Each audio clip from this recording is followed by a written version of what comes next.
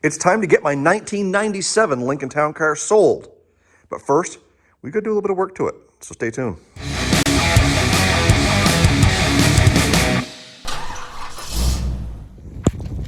So it's kind of a crappy day today. So we're going to work on the Lincoln, get this thing ready to get it sold or traded. So there's only a couple of small things that we've got to do to this 97 Lincoln Town Car before we can get it ready for sale or trade.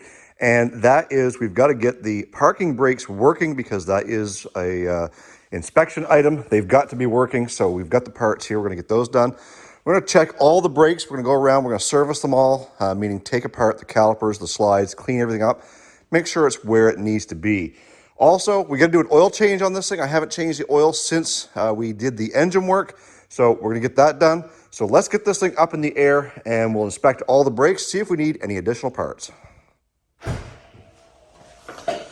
And as always, don't forget to turn your air suspension off on these cars before you lift them up.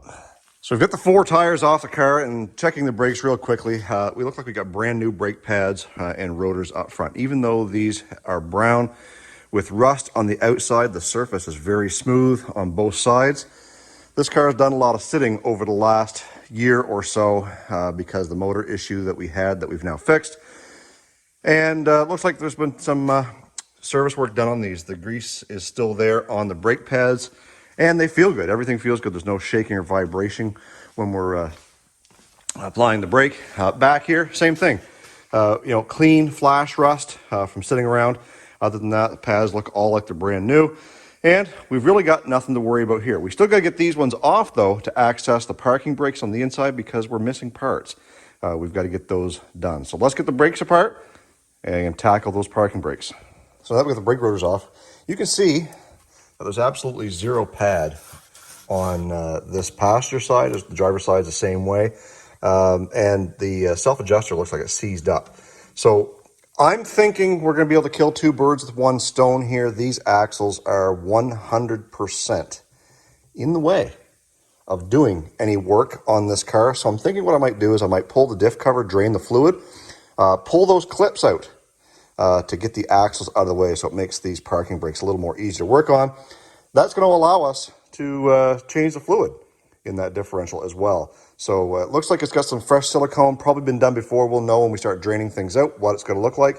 But in the meantime, I think that's going to be the easiest way to get this all put back together because some of those clips are a little bit of a pain in the rear to work on behind that hub. So let's get that diff cover off and check that fluid, get these axles out of the way. So another thing we're going to try and tackle today, I guess, is I want to get rid of these godforsaken cherry bombs. They just don't belong on this car. We've got to do something. It's embarrassing to drive the way this thing sounds. But as I'm looking over here, I'm also realizing we're missing something. Yep. No emergency brake cables going to the rear cables. So that means we've got to do some searching to see if we can find some cables. So we got to be able to connect from there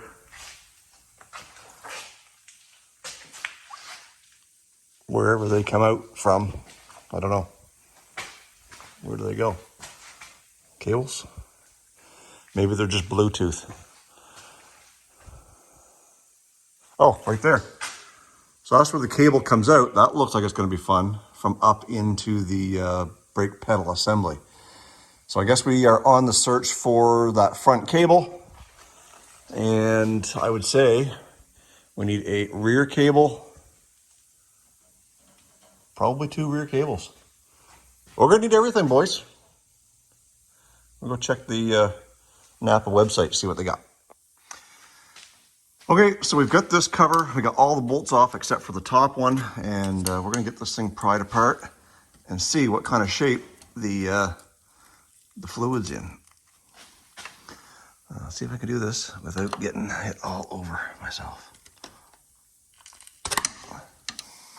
All right, so we got this thing pried loose, so let's take a look, see what the fluid. Well, she's not real transparent. I don't see any water in it. That's a good thing.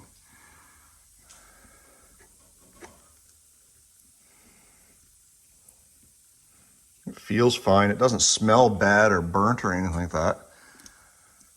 So let's get the cover off. We'll get that last bolt out of there.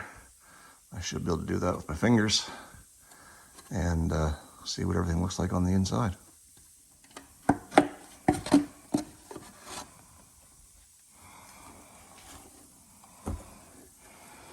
Well, cover's not all rusty because it's aluminum, but it was well sealed.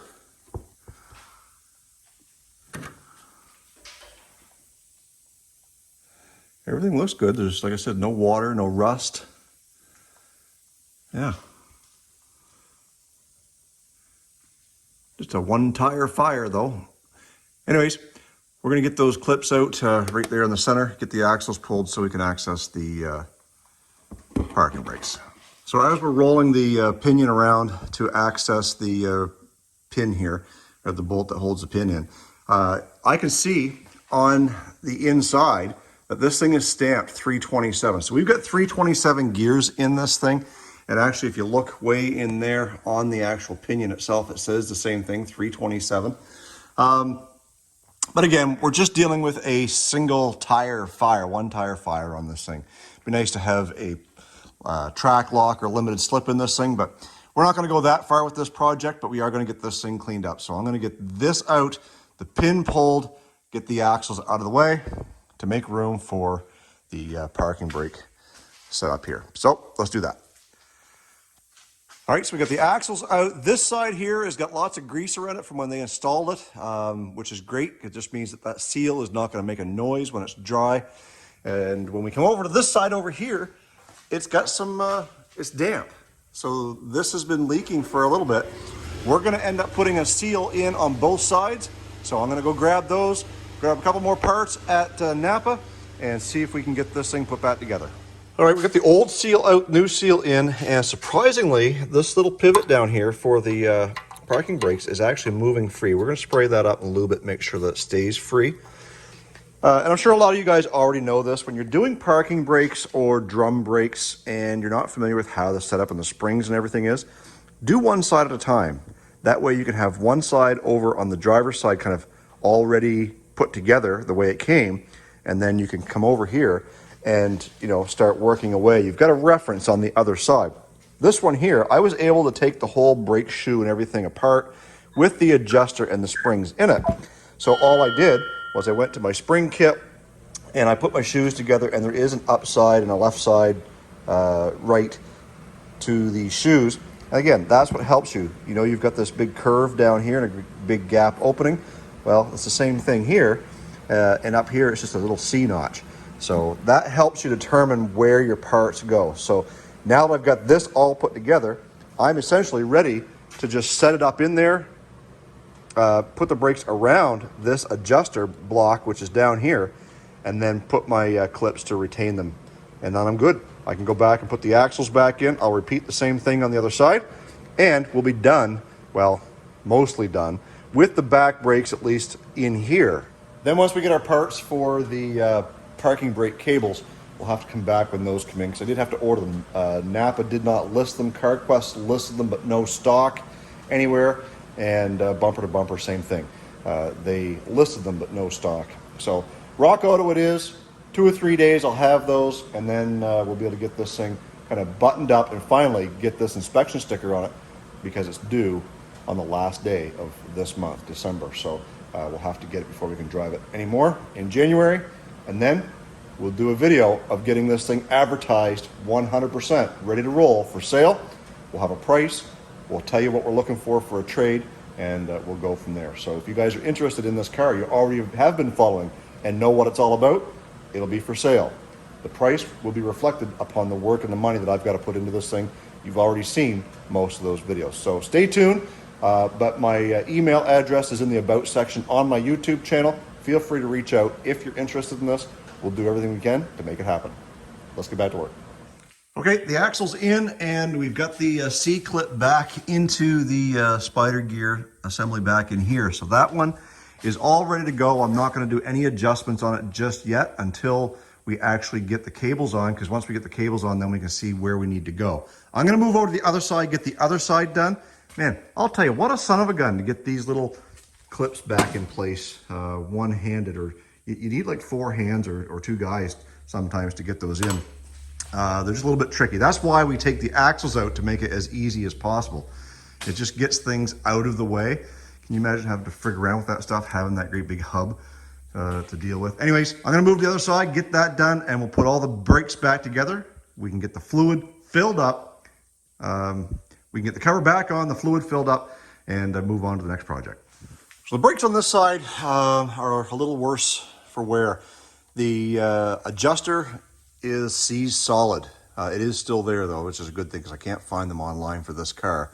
We're gonna get this all cleaned up. ABS sensor still in decent shape. It's got some stuff sticking to it. We'll clean that up. We'll get the axle seal replaced, but we're gonna have to get this thing soaked and cleaned up to get it so it's moving again. Otherwise, we are dead in the water. So I'm gonna see if I can get this cleaned up, and then we can kind of start replacing parts back here. Again, making some headway. We've got the brakes back together on this side. Again, not connected to any cables, but rotor is on, and we've got this all back together in here. The pin's in place, the bolt that holds the pin is in place. Surface is all cleaned up, and we've got the differential cover all ready for some RTV. We'll get that put back together, and we can get it filled up. Once that's done, brakes go back together, tires go back on. We can call this done for today until the cables come in. Then we're going to attack the fuel filter, and I'll tell you why. All right, so the diff cover is back on. It's all tightened up and it's full of fluid. So now I decided it was time to tackle the oil change because, well, I had the catch can here, and so I got the oil drained out, and then I went to go take the oil filter off. And of course, we've got oil filter wrenches. It was on a little snug, so I used the oil filter wrench. Well, it busted the weld on the piece that holds it on there. So I said, no big deal. I'll just get the big, clamping jaw here, and I will use that. That didn't work. So I had to take and hammer a screwdriver up through it, try to twist it off. Well, that didn't work either. And as you can see, she's in pretty rough shape. And again, the car's been sitting a while. That's why it's rusty. But I finally have got it so that I can actually spin it off, I think. Yeah, so she's a little bit oblong, to say the least. Nevertheless, we've got this loosened up. We can get a new filter put on it, fresh oil, then we can tackle that pesky old fuel filter.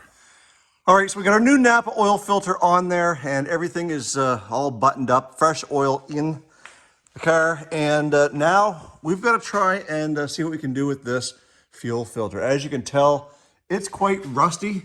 I'm hoping those lines will come off there pretty easily, and we got to do something to get those parking brake cables out of the way. It looks like they're just kind of zip tied on there. Now, the reason why we're changing the fuel filter is, well, it's a couple of reasons. One is if you never know when the last time it was done, it's always a good idea to do it because they're cheap. Two, it's rusty, so it's been a while since it's been done. And thirdly, if this vehicle sits for more than, say, overnight, the fuel system tends to lose its prime or something. I've got to sit there and I've got to try and crank on it 2 or 3 times. And usually on the 3rd, 4th try, it'll catch up, run fine. And once it's running, there's no loss of power, there's no stumbling, there's no hiccuping, no nothing. It's just upon that initial startup. So I've left this overnight on purpose because it's Sunday now. It's the next day from when I was doing the rest of this video. And I wanted to make sure that whatever was going to happen will actually still happen or not if we fix it with this oil or with this fuel filter. So I'm thinking the cheapest and quickest way to determine what's going on is to replace the fuel filter. We're going to put that on there. When we go to try and start it, we should just be able to prime the fuel pump a couple times, and it should take right off just like a normal car once we get the air kind of purged out of the fuel lines. If the problem still exists, we got to go further. I do have a fuel pressure gauge, which we can check to see if we've got fuel pressure upon startup. If we don't, well, that leads me to a couple of things. Fuel pressure regulator could be going bad, or simply the whole fuel pump itself could be going bad. But I doubt that simply because when it does finally run, it runs perfect. This sort of reminds me of the video I just watched from Legit Street Cars. I'm going to link that right up here where they go and they fire up this Buick Grand National.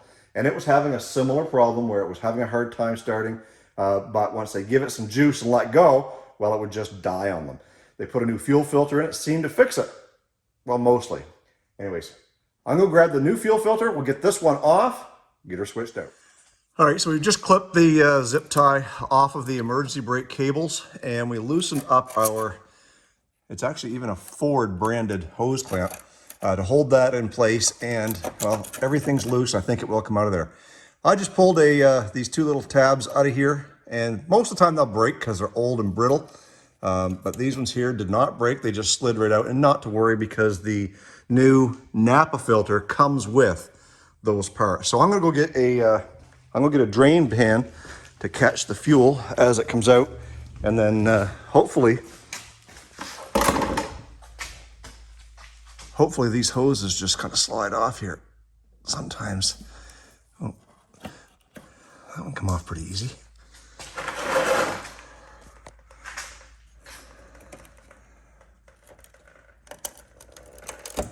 So did that one, actually.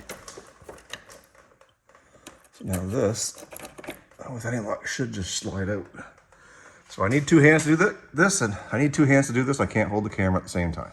All right, so we got the fuel filter out, and when I pour it out this way, the fuel looks kind of cloudy, and that's coming out of the clean side.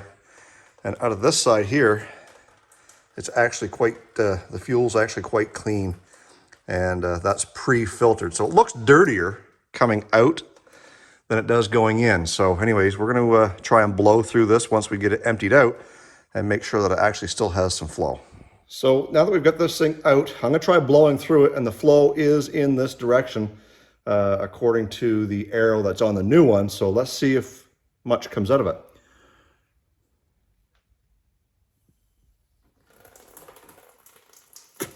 Well, it still has some flow, so maybe that's not our problem, but it needed to be replaced by the looks of that anyway. She's quite rusty, so. We've got the new one in there, the new clips, the tabs, and we even dated it to make sure that the next person who comes along, as long as it's not rusted to pieces, will actually know that this thing's been looked after. So I'm just gonna put another zip tie up here on these emergency brakes temporarily till the new ones come in and gets it out of the way. So what we've got to do now is we've got to prime the fuel pump just by turning the key a couple times, listen to that pump come through, and that'll help get any air that may be in that fuel filter purged out, and it should start on the first try, second at the most. Whereas before, like I said, I would have to try it, 3, 4, 5 times sometimes to get it to start. So we're going to prime it up and make sure that this thing starts. If it does, great, we fix that problem. If not, well, we've got to diagnose a little bit further. Here goes. You hear the fuel pump. And the third time.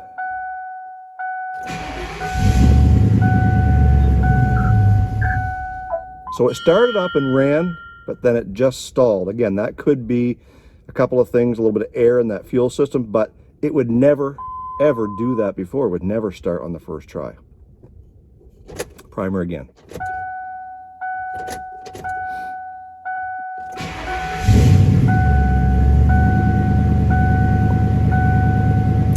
Well, it started on the first try, stalled, started on the second one, and stayed running. I'm going to call this one a win. Well, there you have it, guys. There is getting this thing ready for sale. We got the oil change done. We changed the fuel filter and fixed that starting problem, hopefully anyways. We've got the emergency brake cables left to do to this thing, and then we can put an inspection sticker on it so that we can call this vehicle ready for sale. And as I said previously in this video, if you guys are interested in making a trade or buying this 97 Lincoln Town Car, go ahead and email me. My email address is in the About section on my YouTube channel. And tell me what you think. I'm hoping to put a price on this thing. I think I've got everything all tallied up so far. I'm going to put $37.50 on it for a price that is Canadian dollars. If you don't know how much that is, I will leave a link in the description box down below so you guys can do a currency converter if you live in the US. I'm guessing probably somewhere around 25 or 2,600 bucks. So I really want to be able to move this vehicle quickly. I don't think it's going to last long. As you guys can tell, it cleaned up really, really nice, and it's still in really good condition. Although the mileage is high, we've done all the work that we need to do to it to get it where it needs to be. The engine has been rebuilt. We've confirmed that. We've got a new timing chain, tensioners, guides, and gears on that engine, and it's had a tune-up. Everything is working the way it should. So I will be doing a specific video as a for sale, it's posted video, and showing all the details for those who haven't been following along with this series of videos on the 97 Lincoln Town Car. So that's where we are, guys. Also, if you don't follow me on Instagram, I encourage you to go over to Instagram and follow me over there, because we do post a lot of behind the scenes. I've also got TikTok. I'm on Facebook, so you can kind of go over there and see what's going on as well. If you want to get more automotive content, I do co-host a podcast, the Get Out and Drive podcast, with my co-host over there, John Custom Car Nerd Meyer. If you like listening to automotive content, you're going to enjoy the Get Out and Drive podcast anywhere where you find your favorite podcast. Guys, stay focused on the windshield, not the rearview mirror. I love you. God bless. Let's do it again real soon.